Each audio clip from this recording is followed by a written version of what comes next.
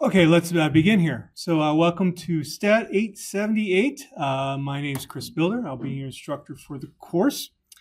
Let's get going here with the syllabus. So I sent all of you, or at least all of you that were registered, I think by Saturday morning, maybe it was Sunday morning, an email saying, hey, you can download my syllabus from my course website. I typically don't pass out pieces of paper in class, so that's why I did that.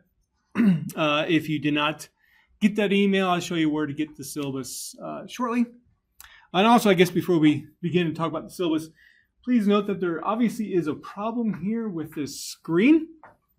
I've actually been in the classroom for a little over an hour. I just decided to make sure to get here early to make sure everything worked. And also, it's like, well, was it really worthwhile to go all the way to Hardin Hall, stay there for like a half hour, 45 minutes, and then come all the way back over here? So I decided just to come here first when I came into work today. And so a number of times this screen will randomly move. I'm not doing anything to it. So if you see that, that's what's happening. If you see it looking like it's going to fall down on me, let me know so I can get out of the way. There was actually someone who came in here at 9 a.m.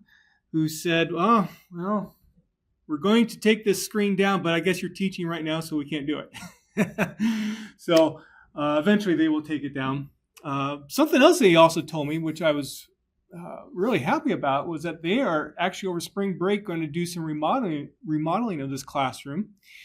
I've taught in here close to 20 years, and we've had the same setup here, and they're going to replace that. They're going to replace the screens. I would assume the projectors too. You can see they kind of look old.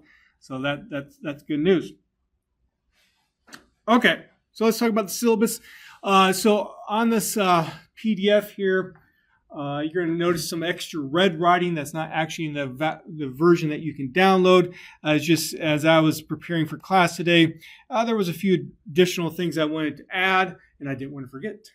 So again, my name is Chris Builder. Please call me Chris. Don't call me Dr. Builder. Call me Chris. To give you a little background about myself. So I'm a native of Nebraska. I grew up in Omaha, in the Millard area. And back in the 1990s, I was looking for a grad school for statistics. Nebraska didn't have a Department of Statistics. So I had to actually go out of state, got my master's and PhD from Kansas State. Graduated in 2000. My first job was as assistant professor in the Department of Statistics at Oklahoma State. Then in 2003, finally UNL said, hey, we're going to form a Department of Statistics. And they were looking for professors then, of course. And I was essentially the first hire of the new department. Although there was other faculty from other departments that came to form the Department of Statistics as well. Okay, so in terms of office hours, basically for the hour after this class, I'd be happy to meet with you. I think it's easiest if we just stay here in this classroom. If you have questions, once I'm done answering questions, then I'll simply walk over or drive over to Hardin Hall and have the remaining of my office hours there. Okay. I am not 100% sure if there is a class after us. I know there is a misprint on the schedule out there that says that Stat 875 is actually offered right after us, but I know that can't be true because I'm the only one who teaches that course here, and I know I'm not teaching it this semester. So if there ends up being a class after us, we can, go to a hallway. We can go to there's a lounge right over here, and I can answer your questions there. Or we can, again, just walk back to my office and do it there too. My email address, simply builder@unl.edu. Please use that email address to communicate with me rather than sending me messages via Canvas. I just prefer using regular old email. And as you will see shortly, as I mentioned my email, my course website's available from my web portal, chrisbuilder.com. So the required book for this class is Shumway and Stouffer. This is one of a few textbooks out there that are standards for graduate level time series analysis instruction. This is my favorite of those standard books out there, so that's obviously why I use it. Another standard out there is this Box et al. So if you're looking for another reference, you can take a look at that book. The other main standard out there is a book by Brockwell and Davis. I recommend against that book. I don't think it is as good as the Shumway and Stouffer or the Box et al. Basically, what those authors did is that they originally had a PhD level time series analysis book, and they decided to cut and paste from that and write a book at a master's level, which is essentially what this course is, a master's level for statisticians, that is, and their cut and paste wasn't always the best. Here are some other references as well if you're looking for additional help during the course. Note that Shumway and Stouffer also have a 2019 book. This book is actually meant for undergraduate time series analysis courses. Obviously, we're grad, but at times, perhaps, if you want maybe a gentler introduction to some stuff, that might be a good reference to take a look at. Another good book, although it's a little bit older now, is this Ways 2005 book. His first edition is what I used when I was a student trying to learn this stuff. Prerequisites. Now, if you're a stat major, the prerequisites are number 1, essentially. So Stat 821 and at least concurrent enrollment in Stat 883. The basic idea is that you need to know what maximum likelihood estimation is, for example. And there's a few other small items as well from 883 that would be helpful. And the Stat 882 will help you because a lot of the stuff is what we're going to be doing in this course relies on the stuff that you will learn in 882 or maybe exposed at the undergraduate level as well. If you're a non-stat major, then essentially the equivalent prerequisites would be Stat 870, which is a full semester of regression analysis, and also Stat 880, which gives you some of the mathematical statistics that you would need to take this course. If you've had me for a course in the past, I would say that this course does more, let's say, proofs and derivations than my other courses. And it's just the nature of time series analysis itself and how it's typically taught that it comes about that way. Now, grades for our course. We will have 2 regular tests during the semester, meaning before finals week. Your highest grade that you get on those 2 tests will be worth 40% of your overall grade. The lowest grade will be worth 10%. The reason why I do that, I used to always do 25% for test 1, 25% for test 2. Obviously, though, if you end up not doing well on one of those tests, that can obviously hurt you. And so over the last year or two, I've been kind of trying out this other grading system, I guess you could say, so that it gives you a little bit of relief if one test doesn't go well. Our final exam is going to be worth 20% of your grade. It will be comprehensive. During the semester, we will have at least 4 projects, maybe 5, but at least 4. These projects will be group work, groups of up to 3 people. So during our class next Tuesday, I will actually start talking about the project. So you might want to start thinking about who we would like to work with. If you don't know anybody in this class and you don't know who you want to work with, don't worry. I do have a way to help you find a group that we'll talk about. So we'll have projects, and then we will also have essentially weekly quizzes. These quizzes are meant to be what are called low-stakes quizzes. Most quizzes, not all, including the one that will be this week, are worth 5 points, and they're 5 questions. They're meant to help you gauge where you are at in the course, obviously before you take the tests. We'll talk more about quizzes shortly.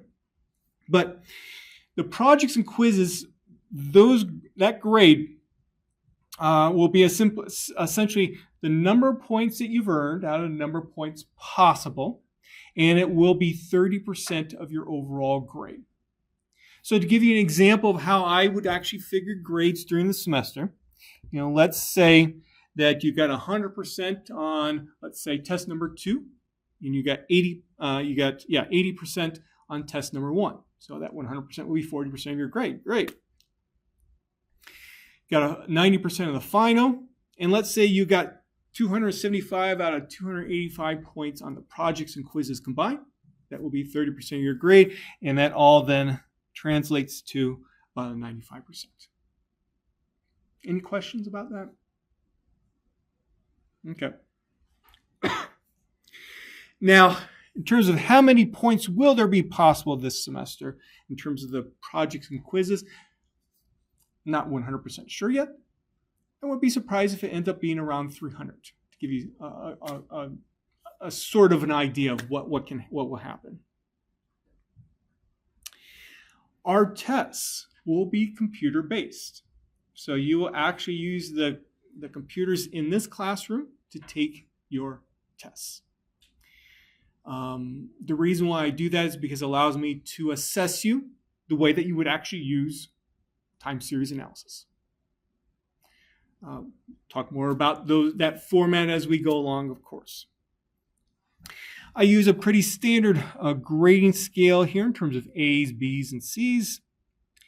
I do assign plus and minus grades, so and I use 2.5% from these, I guess the A and B cutoff and the B and C cutoff to make that decision about the plus or minus grades. Please note that I do not scale grades. I do stick with this grading scale here. So if you end up with an 88%, that will be a B+. If you end up with a 91.5, that will be an A-. I do not scale grades. So these projects, as most stuff that you'll have in this course, might be all. These projects will be turned in electronically to me, simply via email. If you're in a group of size 3, just send me one from the entire group with everyone's name on it. Also, I do not accept late projects or quizzes. The due date is the due date. So just get it done by when it's due. I think I've already talked about the projects or group work. And I guess I'm a big proponent of working in groups because not only can you learn from me, you can learn from your fellow class members as well. And so that's why I really, really like group work. But please make sure that you do group work the right way. Everyone in the group needs to have a complete understanding about how to do stuff. If you're a group of size 3, don't have one person do everything and then you just put all 3 names on it. Everyone needs to understand all aspects of it. For all computations, you are required to use R in this course.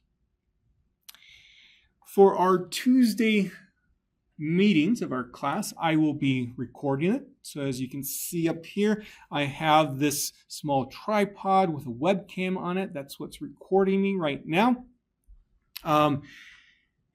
After class, I'll do some post-processing to the recording, and then I will put a link on my course website to the recording that you can access if needed. Maybe you want to review material, or let's say for some reason you were unable to attend class, there's your backup. And I'll explain why shortly. I do not record Thursday classes. The final exam. Please be here. Thursday, May 16th, 10 a.m. I do not give the exam earlier than that date. So what are my expectations? Well, what you're going to see is I have an extensive set of course notes associated with this course. Understand everything that's in there, unless I tell you otherwise. There will be times where I say that. But understand all the stuff that's in the course notes. There will be a lot of use of R in this course, so it's going to be very essential for you to understand all the R code, understand how to interpret the output, how to understand how to get aspects, let's say, out of an object in R so that you can do some additional work with it. There will be lots and lots of examples in the notes. A great place to start after you get done with a class and you want to review the material, go reproduce the examples that are in the notes. Or there will be other times to reproduce examples as well. As you will see shortly, I have lots and lots of videos associated with this course to teach the material. And also, please, please, please ask questions when something is not clear. I want you to learn the material. So if you're unsure about something, please feel free to ask. As you'll see as we go along here today, there will be a number of different ways that you can communicate with me and ask questions. Okay, lastly on the syllabus, there's a number of different additional statements that I'm supposed to put on a syllabus. I just kind of put them together into what I call a syllabus supplement that's available on my course website, and I'll show you where that is shortly. Are there any questions about the syllabus? Okay. So next, let's talk about how this course is going to be taught. If you really, really want this document, it is available on my course website. I'll show you where to get it as well shortly. So I'm a big proponent of using blended learning, also known as hybrid learning. And that's the format that we're going to be using for this course. I have a little bit more than 10 years of experience now using this format. So I've tried it a few different ways, made a number of tweaks along the way. And the reason why I have stuck with it is that I've done a number of numerical assessments of student learning. And I have found that students learn at the same level or a little bit higher from using a blended learning format versus a traditional, let's say, lecture-based format. My own numerical assessments, but also there's been research done that shows that as well. In particular, there's now actually a retired professor who was taught in the econ department here at UNL, and this is actually where I got this idea from, who wrote a number of papers and actually presented these papers at statistical conferences. He was teaching some kind of some stat courses actually in the econ department. And he found the same thing that eventually then I found, that students were learning at the same level or a little bit higher. And so that's why I've stuck with this for most of my courses, trying to adapt it along the way. And I know a lot of you have not had this kind of a format before, or if you have, maybe it wasn't that good, and sorry if it wasn't that good. But at least from my course evaluations that I get from students in the end, the vast majority of them do like this format. And they appear to learn at the same level or a little bit higher. Okay, so let's talk about the format, because it might take a little bit to get used to it. So let's think of a regular week in Stat 878. What you need to do, first of all, is to prepare for our Tuesday class. What that means is that I will have a set of course notes that I need you to go through before the Tuesday class. I also have a set of videos of me going over those notes that I expect you to watch before this class. Now, and also then reproduce the examples that are in the course notes as well. Now, as you do all this stuff, you might have questions. Write them down. And then when we have our regular class at Tuesdays, 9:30 a.m., ask me those questions. Okay?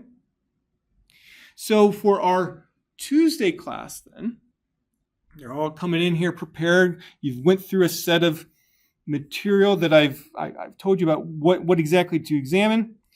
And I'll begin class with some announcements, some reminders, and then we'll have a Q&A. So you have questions, and hopefully I'll have the answers to your questions. Then once we get done with that, we have time to do stuff that I normally wouldn't if I was teaching this class in a regular format. And that is I can have time to discuss, let's say, some of our various graded items in more detail than I normally would be able to. I have time to do additional material, such as additional examples, maybe go over stuff that I know that students have problems with based upon my experience with teaching this course a number of times.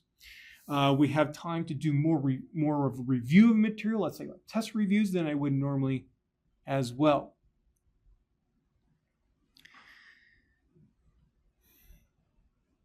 One thing to understand, though, is that in these Tuesday classes, I will not present anything that, let's say, new material that you would need to know for like a test or something like that. Rather, the purpose is to reinforce the understanding of the content that was in my corresponding notes, my corresponding videos. Okay? Then we will conclude every class with, well, what's next? Because this format is a little bit complicated, at least at first. Just want to make sure you understand what you need to do next to prepare for the next time that we meet. So we'll talk about that. And then we'll have office hours. Okay? There may be times where we don't meet for an hour and 15 minutes. That's okay. Basically, what I try to do is I monitor the number of the time that I have set up in the videos with the amount of time that I have that we meet in person on Tuesdays, and I'm trying to make that correspond to the 37.5 hours, I believe, that we're supposed to have during the semester if we were meeting all the time as a usual Tuesday, Thursday, 9:30 to 10:45. Okay? Now, on Tuesdays then, it ends with a quiz. This is these low-stakes quizzes that I was talking about. The quiz will be due at 8 p.m. Again, typically, it will be just 5 questions. Each will be worth 1 point apiece. Please note that if you get less than 4 out of the 5 right, so 1, 0, 1, 2, or 3, that should be a warning to you that you're not understanding the material at the level that you need to. If you get 4, if you get 5 right, that's great. Just realize that if I only have 5 questions, I can't test you over, or I can't quiz you over everything that you actually need to know. So it's a good sign if you get 4 or 5 right. But less than 4, take that as a warning. And if that starts consistently happening, you're welcome to come talk to me, and we can talk about how maybe you can get caught up in understanding the material. Now, Thursdays, what do we do for class? Well, it's what I call a help class. I do not present anything. I'm not going to actually be standing up here. I'm here essentially to answer questions that you may have. Usually when I've done this in the past, it's more individual questions, like, maybe you brought your laptop, you want to ask me some questions about how to do something in art. Or maybe, I just sit with you and we, maybe look at a derivation of something maybe that you don't understand. Okay, so it's a help class. And for that reason, attendance is not required. So next Thursday, or in 2 days, show up if you have questions. If you don't have questions, you don't need to be here. Okay? Now, you're welcome to hang out with me. I'll be here. But you don't need to be here. It's not required. Don't be expecting me to lecture. Don't be expecting me to do anything like that. So that Thursday help class obviously is probably your number one option then to get individual help from me if needed. This is also a great time for you to get together with your group members for projects and work on it here.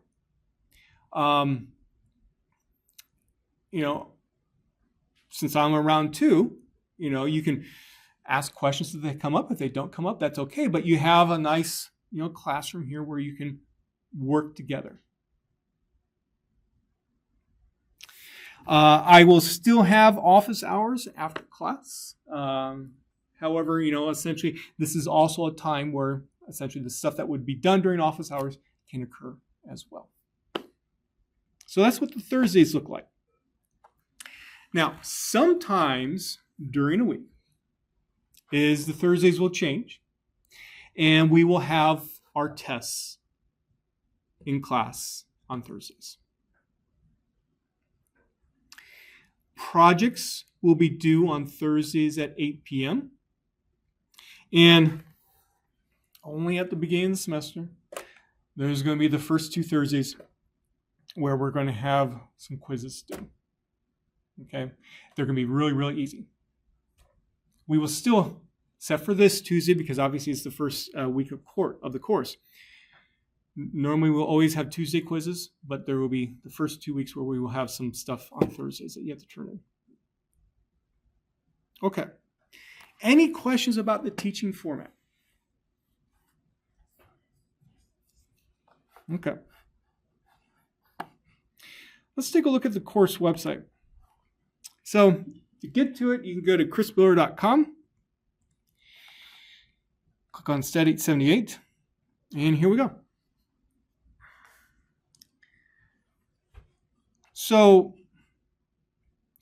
I do have some stuff on Canvas, as you will see, but I like to try to get as much out of Canvas as possible.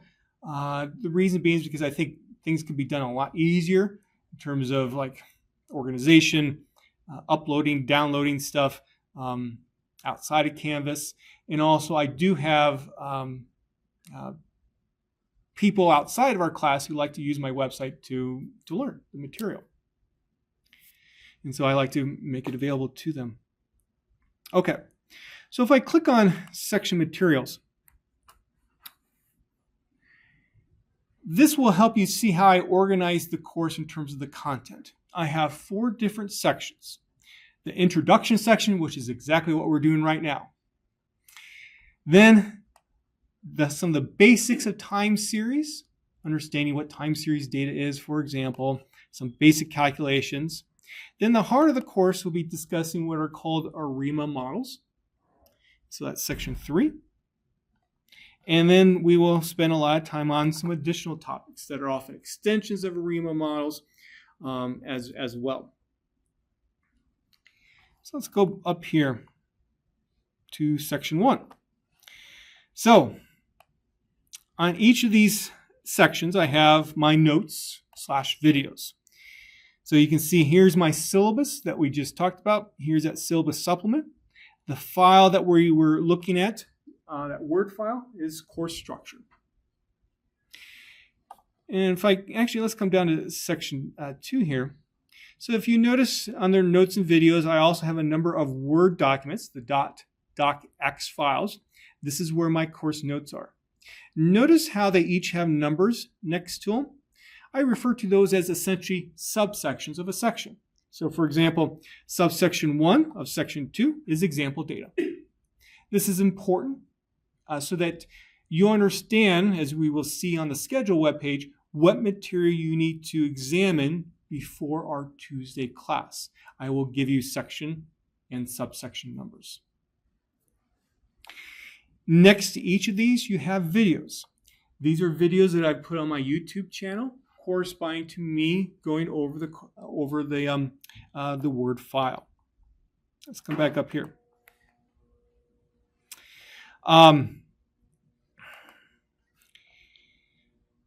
So also for section 1 here, if you notice, I have some introduction to R. If you need additional introduction, here it is to take a look at. I have some data files associated with within these notes as well, some R programs, and some additional files. Sometimes students have problems with reading equations in my Word documents because they are missing a particular font that I use. And if that ends up being new, take a look at that equation fonts file. It will show you how you can install a mathematical font so that you can read my stuff better. Okay. Now, these Word files that I have here, you'll notice that I use a pretty large font size. I use a size 20 font. And the reason being is because no matter what classroom I go in, if I were to present this, you're going to be able to see it on the screen. And so that's why I use such a large font. And so the reason why that's important to you is that some students like to print off my corresponding notes. If you did that, I recommend printing off 4 pages per sheet of paper. That's what I do if I ever print them off anymore. Let's take a look at the schedule. Okay, so we are week 1, January 23rd. We met here at Keim Hall, 9:30 a.m.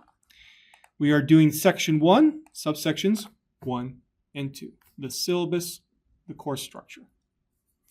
We will end the class today with, well, what's next?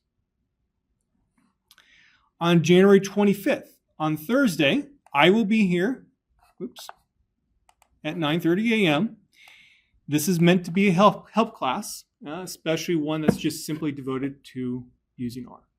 So I'm going to be able to answer any of your questions. Just please review the R material in section 1 before coming to class, if this is why you're coming to class, to have help in R. Then at 8 p.m. that day, there is a quiz due. I'll show you what that quiz is very shortly. It will be, again, very easy. Then, I expect then all of you to come to class on next Tuesday at 9:30 a.m. What you need to do before that class is to examine the notes from section 2, specifically subsections 1 and 2, and subsection 3 up to time point 29 minutes in the corresponding video. So let's just go there.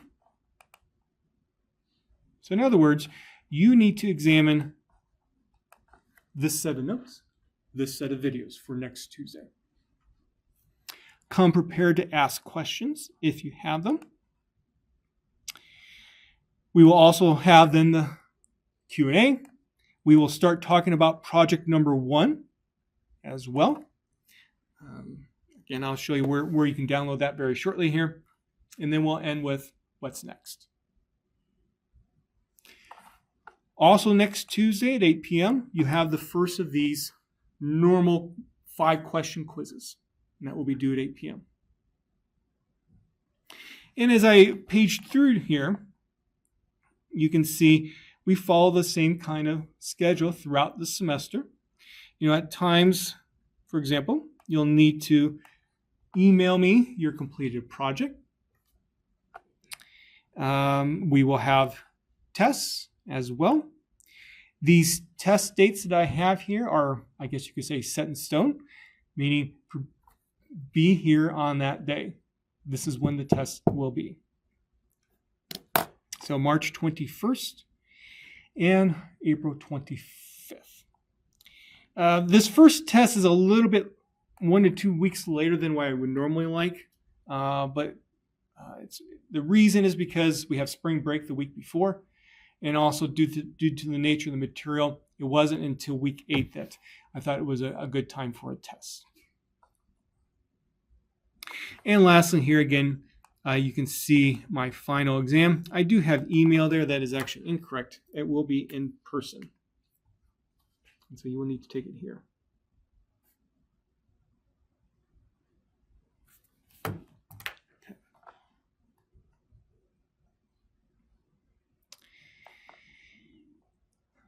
I guess one last thing with the schedule. So on Thursday, February 1st, you're going to need to tell me who's in your group, and simply you'll be able to do that through what I call a group membership quiz. Simply you just tell me who's in your group, or if you need a group, you'll tell me there, and I'll try to match you up with other students. Okay. So if I look at the graded web page, this is where you will get access to projects. When we take a test, basically what I will say is, okay, let's say it's the beginning of class, you can now download the tests from my course website. I just posted it, and you'll be able to download it there, and you'll be able to complete it on your computer. It will be in a Word document. You'll just simply type stuff in it. But I yesterday posted project number 1. You can take a look at it before our next Tuesday class. The first 2 problems deal with 2 data sets, one dealing with earthquakes and one dealing with a Shiny app. And lastly, I have a Canvas here. Well, what do we use Canvas for? Well, we're going to use it for a discussion board. So if I click on discussion in Canvas, come to this welcome message, and we have this message here that describes how I use a discussion board in a class. Simply, if you have a question about the corresponding material, maybe you say, I don't understand how to do something, or maybe you want a hint on something, post a message here rather than email me directly. And the reason why I say that is because if you have the question, probably somebody else also has the question. So that way, everyone in the class can learn from that.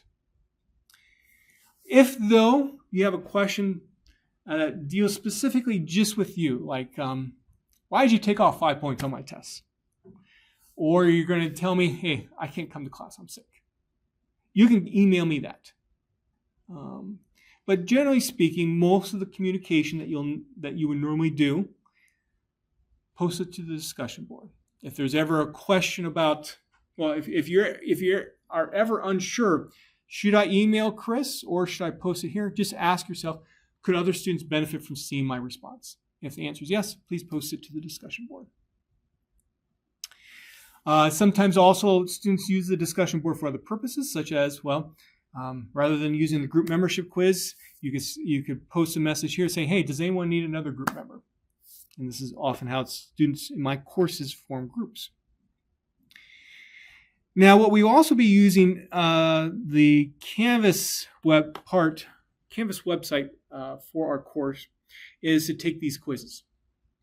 So, as you can see here, they're essentially, you don't need to see that part, they're essentially 15 quizzes, I guess 16 quizzes here.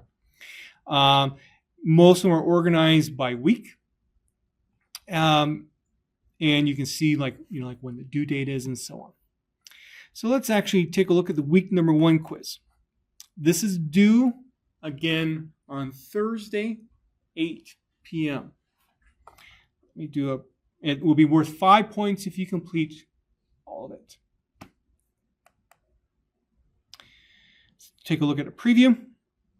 So it's often the typical things that a professor asks of their students the first day of the class in terms of, I want to know more about you. I want to know more about your background. And also I have some other important questions to ask you. So first, just tell me what your name is on this. Tell me your email address, your major, what degree you're pursuing, and then some other stuff here. And this is important for me to understand your background. Please tell me all the STAT courses that you've had in the past. I mean all of them. Make sure you include, information about like an 882 880, 821, 870, those kinds of courses. Obviously, some of these courses might not be at our university, so just put the name of the course rather than, let's say, the course number. This helps me understand what your background is coming into this course, and actually I use it for planning purposes, like in the future as well, so I understand what students are taking my course. Do adjustments need to be needed for prerequisites and stuff like that. Next, tell me about your R experience. So you can say, well, I use R in this particular class. Or you can say, well, I use R, but I don't know it very well. Or, I use R in a course and the professor just gave me all the code, but I really don't know it very well. Well, go ahead, tell me that. That's fine. Again, I want to know about your background so I can help you learn this material better. Course. Why are you taking this course? Why are you interested in time series analysis? Then question 8 and question 9 deal with our tests that we're going to have. As I mentioned, the tests are computer-based, and I write the test to be an hour and 15 minutes long. Of course, some students like to have a little bit more time. I'm okay with giving you more time, but we need to be able to find when that time is. So at least based upon the course schedule that's posted outside our door, there is no class in here beforehand. So I'm okay with starting, let's say, the test a half hour early, just to make sure that you have enough time to complete the test. So what I want you to tell me here is, if we met at 9 a.m. on 2 of the Thursdays this semester, would that be okay? Could you get here by then to take the test early? In addition, or alternatively, perhaps we could let the class go a little bit longer on those test days. So let me know about your availability up until, let's say, 11:15, 11:30 that particular day. I am unsure if there's a class in here after us. I think maybe I mentioned this earlier. The schedule says that there is a class, but it's Stat 875, which I know is not being offered this semester. So maybe there isn't, but maybe there is, and the course number got put on the schedule wrong. But let me know if you're available to meet until about 11:15, 11:30 for a test on just 2 days of the semester. Don't think it's like, okay, I only want to meet late. Let me say it this way. Don't approach it this way. Oh, I prefer meeting later after the class versus before. So even though I'm available before, I'm only going to put them available later. Don't do that. Perhaps both will work for everyone. And if that's the case, that's fine with me. We can go 9 to 11 or so. But I'm not going to make the test longer. And lastly, tell me where you're from. Okay? Now, depending upon your experience with Canvas,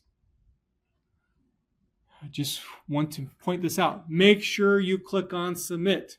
I do not know that you've completed it until you hit Submit Quiz. So please, always on all quizzes, make sure to do that. Now, if we take a look at other quizzes.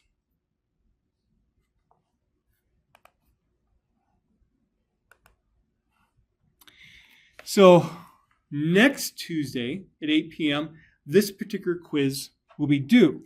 And this is my standard format for quizzes, where I have essentially 5 questions, and each are worth a point apiece. So some of them deal with, okay, you're dealing with some data, do some plots, do a plot, determine if your plot matches either plot A, B, C, or D, and it's multiple choice. You tell me which it is. Other questions are not multiple choice. You might actually have to come up with a numerical answer, and you have to type it in.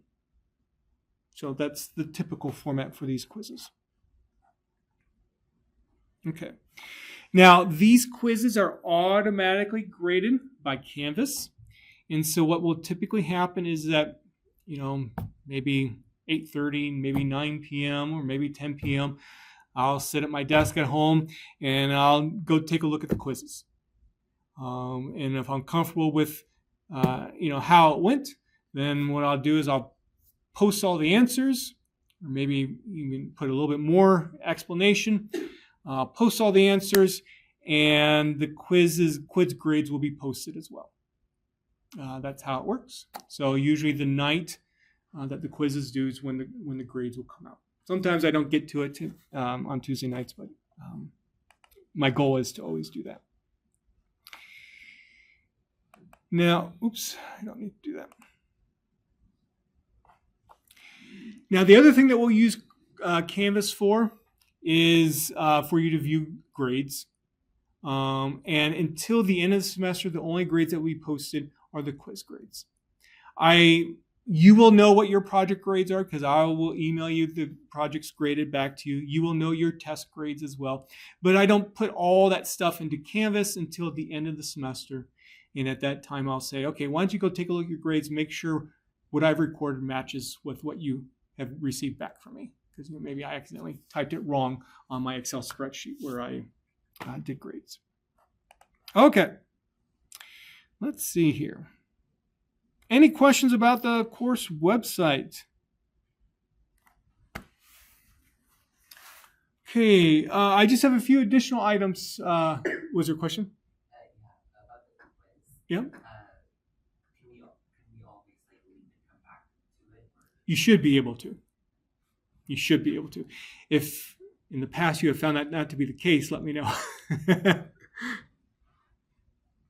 Yeah, thank you for pointing that out because, there's a number of you who have taken classes from me in the past, so some of this is quite familiar, but I know that there's some that this is the first time you've had me for a class, and it's good for me to bring that up that, these quizzes are not timed. There's just only a due date. And so I think the way that typically students approach the quiz is that they maybe will answer a few questions that they know for sure what the answer is. They'll answer that and then maybe come back to the other ones that they're not sure about later.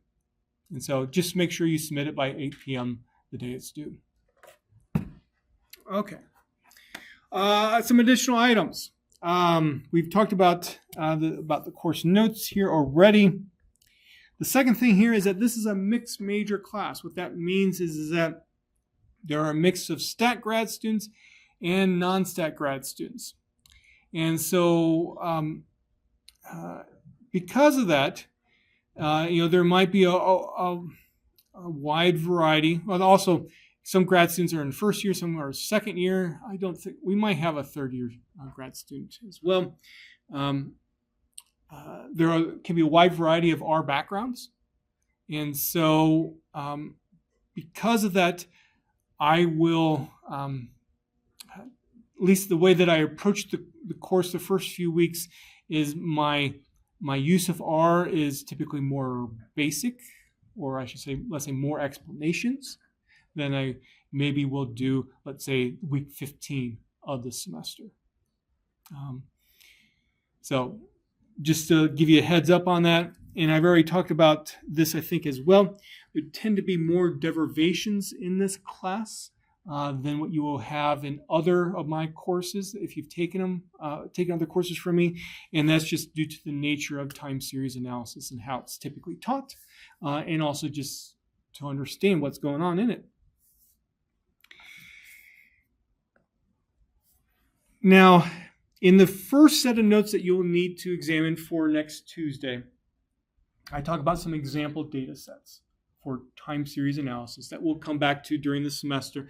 And also the purpose is for you to understand, well, what kind of data do we look at in time series in a time series analysis course?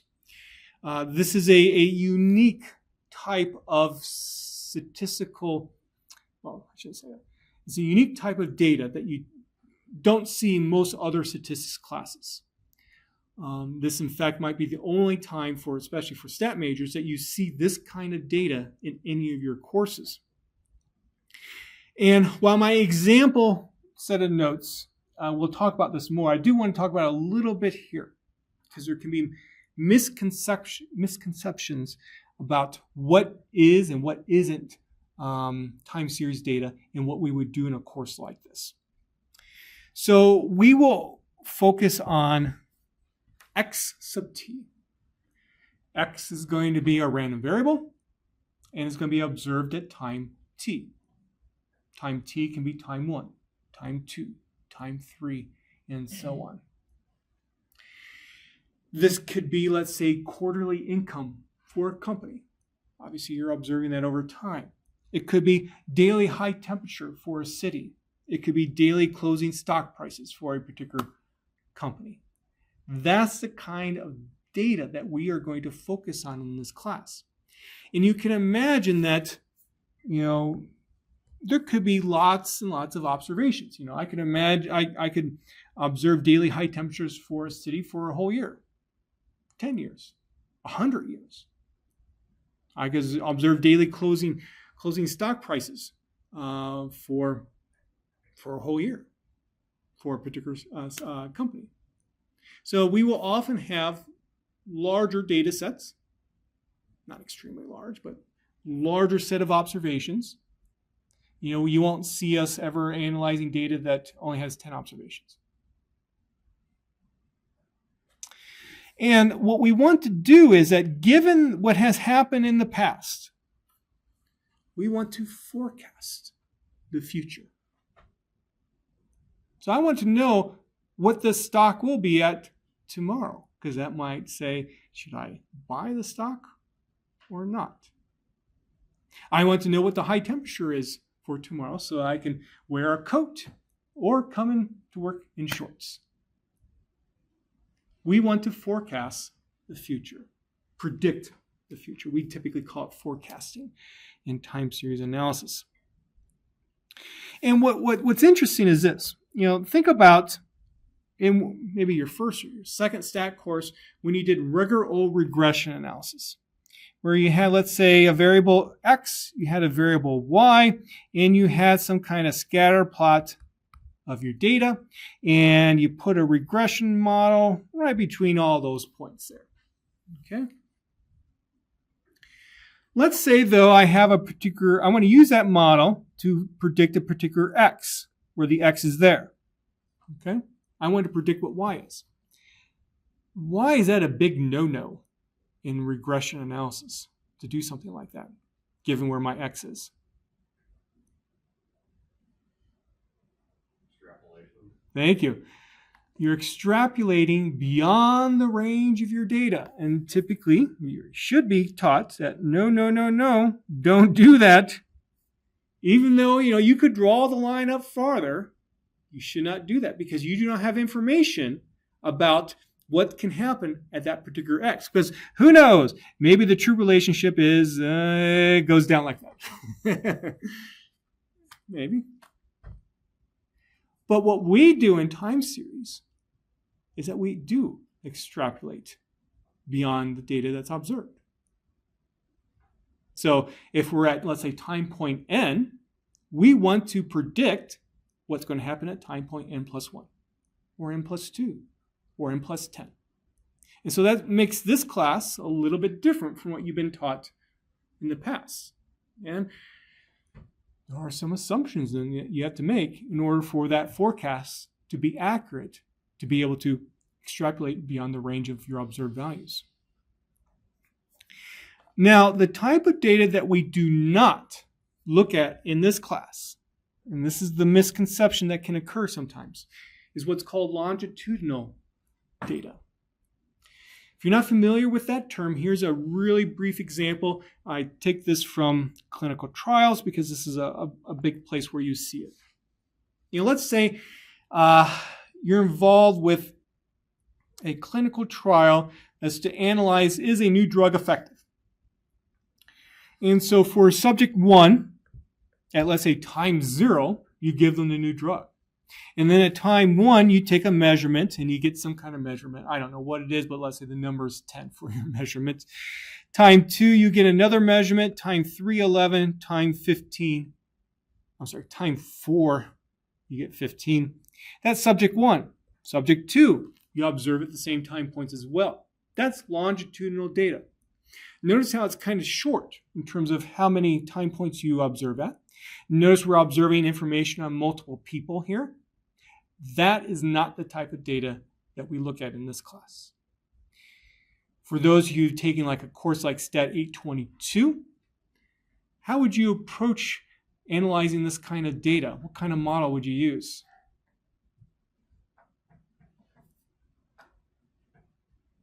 Starts with the G. Second word starts with an L.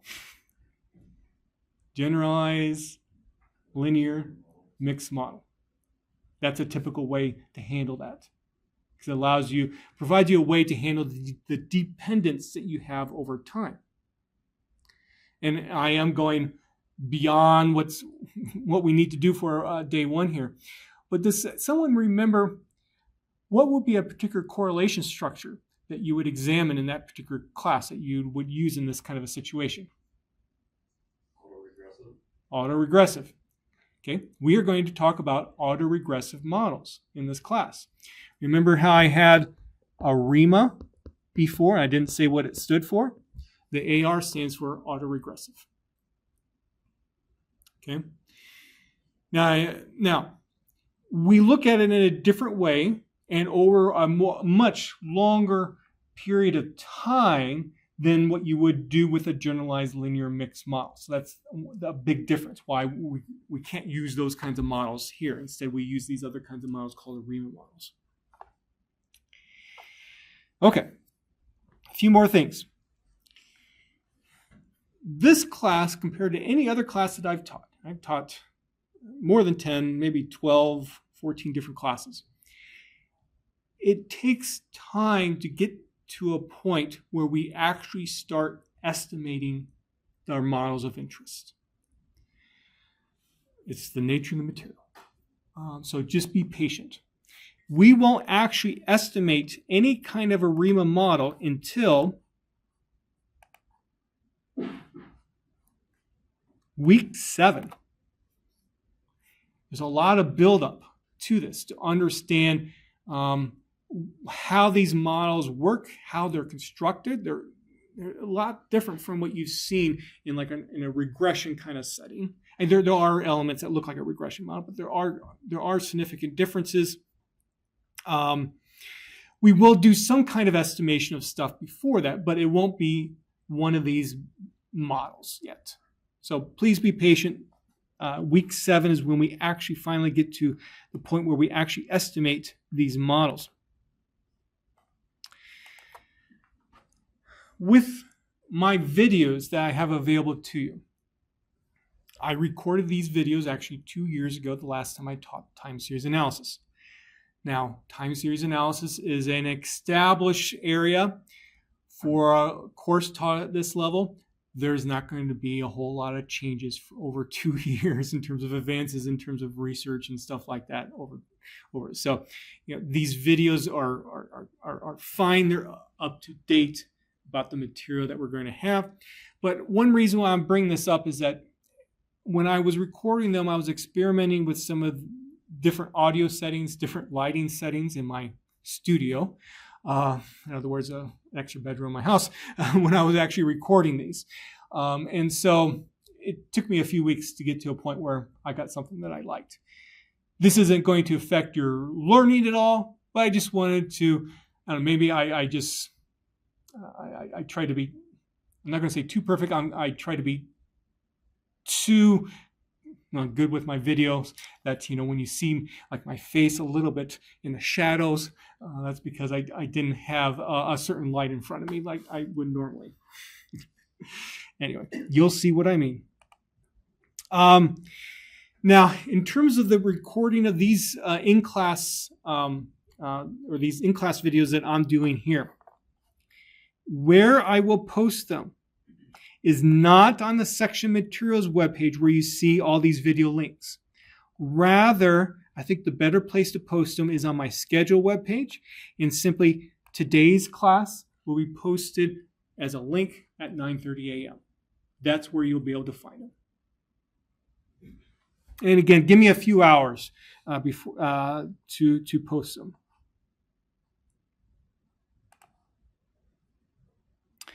Okay, I've talked a lot. Obviously my course structure is a little bit different from maybe other course structures that you've seen, so that's why I've done a lot of explanation here. But I really don't have much more to discuss. Are there any questions at all about anything that I talked about here before we end class with talking about, well, what's next?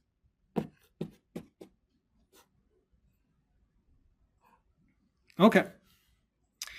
So, what's next then? I'll have office hours afterwards. So if you want to talk to me, please just come on up here. When you do, be careful. There is a wire from my camera to my computer here. Do not trip over it. On Thursday, you are not required again to come here to the classroom at 9:30 a.m. There is a quiz that's due at 8 p.m. That very simple quiz that tells me where you tell me a little bit about yourself. Then next Tuesday, we will have a regular class in here. What you need to do is examine subsections 1 and 2 of section 2, and then a portion of subsection 3. In terms of, if you look at it in terms of the video, it's up to time point 2910. Make sure you go through those notes. Make sure you go through those corresponding videos before our Tuesday class. Then we will have a quiz that's due on Tuesday at 8 p.m. Also, I should say regarding these videos, note that the duration of these videos for coming up next Tuesday is the longest for any of the Tuesday classes. And the reason was simply because the material is the easiest. There's a lot of discussion about plotting, time series data. And it's not too difficult, but it can be a little bit more complicated if you want to incorporate like dates into a plot. And so that's why it takes a little bit more time to talk about this. And then lastly, looking further ahead, Thursday, February 1st, that's essentially when you need to tell me who is in your group. Again, if you need help finding a group member, I'll be able to provide that to you. You can take a look at my group membership quiz on Canvas to see that. Okay, so that's all I have. So we'll get out a little bit early here today. I am looking forward to teaching this course. Like I said, this is a unique type of data that you typically don't see anywhere else. And it's good to have this in your background so that if you do encounter this data, you know how to handle it, of course. So that is all here then for today.